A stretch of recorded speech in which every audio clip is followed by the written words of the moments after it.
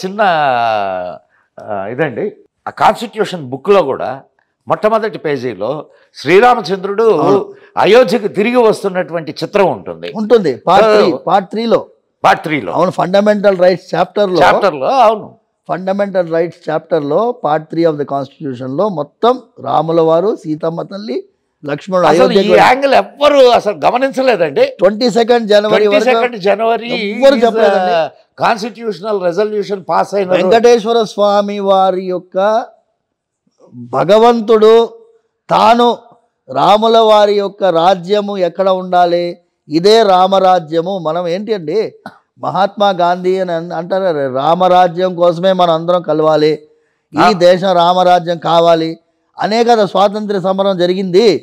మర్చిపోతే ఎట్లాగండి మీరు? మన సెక్యులరిజం కోసం ఈ దేశం కాలేదు. we never fought for secularism, I tell you. yes we fought for ramarajyam. Ramula we were cheated by the constitutional people, sir. ante we were cheated 100%. so నేనేమంటున్నాను, ఇప్పుడు ఒక చిన్న విభజన అనేది జరిగింది. విభజన అనేది ఏ పారామీటర్ మీద జరిగింది? మతం అనే పారామీటర్ మీద జరిగింది. ఇప్పుడు కానీ అందరూ విభజించుకున్నారు, అక్కడ ఆస్తులు తీసుకున్నారు, ప్రదేశాలు తీసుకున్నారు, మళ్ళీ ఇక్కడే ఉండిపోయారు. అండ్ ఇక్కడ వక్ఫ్ బోర్డు అనే పేరుతో కొన్ని లక్షల ఎకరాలని మదన్ గారు అది చిన్న పాయింట్, మనము అది వక్ఫ్ గురించి పెద్ద డిబేట్ పెట్టుకున్నాం. నేనేం చెప్తున్నా, ఎంత మోసం చేశారు. మోసం అనేది మీకు జనవరి 22 చెప్పాను కదా, ఏది రాముల వారి ప్రతిష్ఠ జరిగినటువంటి రోజు బాలరాముడి ప్రతిష్ఠ పోయిన ఏడాది జరిగింది. చిలుకూరు నుంచి మేము ఒక్కళ్ళమే ఈ యాంగిల్ మాట్లాడాం. అసలు ఈ యాంగిల్ ఎవ్వరూ ఆలోచించలేదు. ఈ యాంగిల్ అయితే జనవరి 22, 1947 22 మొన్న మన మోహన్ భగవత్జీ సర్సంఘచాలక్జీ ఇక్కడ మధ్యప్రదేశ్లోనో ఎక్కడో మాట్లాడారు. ఆయనకి లోక్ మంథన్లో ఇక డిసెంబర్లో లోక్ మంథన్ జరిగినప్పుడు నేను ఆయనతో ఏకాంతంగా 20 నిమిషాలు నాకు సమయం ఇచ్చారు. నేను ఇదే ఎక్స్ప్లెయిన్ చేశాను అండి, ఈ దేశం ఇట్ ఈస్ స్పిరిచువల్ మనం కల్చరల్ అనే లాంగ్వేజ్ కాకుండా స్పిరిచువల్ ఆధ్యాత్మికమైనటువంటి దేశంగా మనం గుర్తించాలి. కల్చరల్ ఐడెంటిటీ అంటే we will be difficult to unite people. Spiritual అంటే మనం యునైట్ అవుతాము. ఇప్పుడు కుంభమేళాలో ఎక్కడెక్కడ నుంచో వచ్చి స్నానం చేస్తున్నారు కదా, because of spiritual identity you are identifying. అయితే ఆయన ఒక విధంగా చూస్తే ఆయన ఏకీభవించారు, కానీ జనవరి 22 అనేది ఆయనకి సరిగ్గా బ్రీఫ్ కాలేదు. నేను చెప్పిన మాట ఆయన ఒప్పుకున్నారు. ఆయన వాళ్ళు ప్రతిష్టా ద్వాదశి అన్నారు.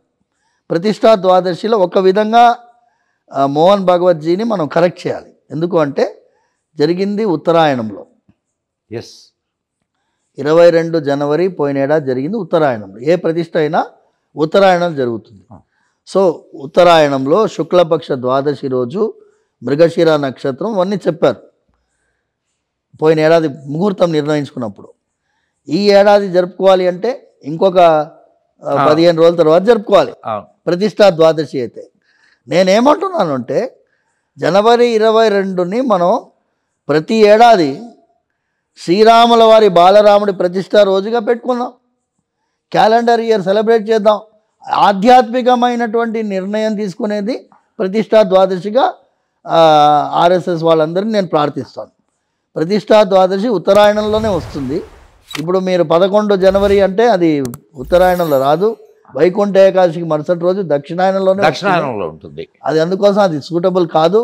పౌష్యమాసం అయినా కూడా అది శుక్లపక్షంలో పోయింది అంటే అది మన ఉత్తరాయణంలో ఉన్నామా దక్షిణాయనంలో ఉన్నామా చూడాలి. అందుకోసం ఇంత కన్ఫ్యూజన్ అవసరం లేదు. జనవరి 22ని మనం అందరం ప్రతి ఏడాది ప్రతిష్టా దినోత్సవంగా రాముల వారి ప్రతిష్టా దినోత్సవంగా అక్కడక్కడ శోభాయాత్ర చేస్తున్నారు. ఇక్కడ కడపలో కూడా నేను మాట్లాడాను. దేవాలయాల పరిరక్షణ ఉద్యమం రాయలసీమ కన్వీనర్ ఉన్నాడు విజయ్ కుమార్, ఆయన ఆధ్వర్యంలో ఎల్లుండి 22 జనవరి రోజు శోభాయాత్ర రాములవారి కళ్యాణం కడపలో పెద్దగా జరగబోతుంది. సో మనం ఒక ఉత్సవం లాగా ప్రతి ఏడాది జనవరి 22ని మనం జరుపుకోవాలి.